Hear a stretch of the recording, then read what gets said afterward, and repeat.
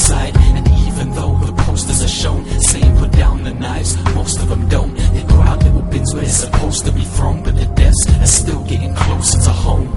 In a city where youths wanna be bad boys, following each other like some sort of mad droids, till someone stabbed them, remembered in the tabloids. Their life taken away over something as pointless as a mobile phone. Scarier though is when a teenager's walking barely a road from his house, when he's approached, asked where is his home, then stabbed just cause of his fucking area code.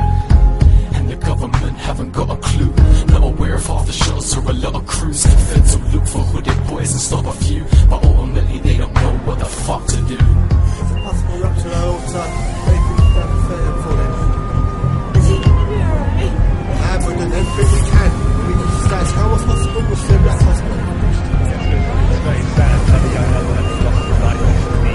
50 teenagers who died this year due to gun or knife crime. In the city, most of the crime and arrest rap, when you couldn't find any sense on the best track. Streets these days are like a fucking death trap. We need to see less knives and less straps, for the chances that crime will never fade.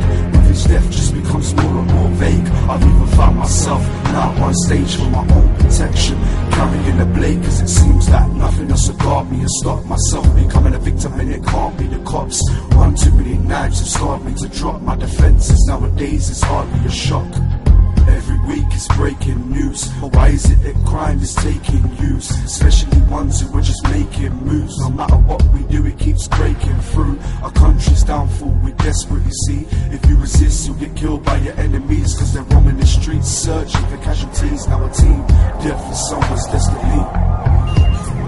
That's all now, man. Good luck. You sit back, we're going to do this. I left the ambulance and stay grass with casualties.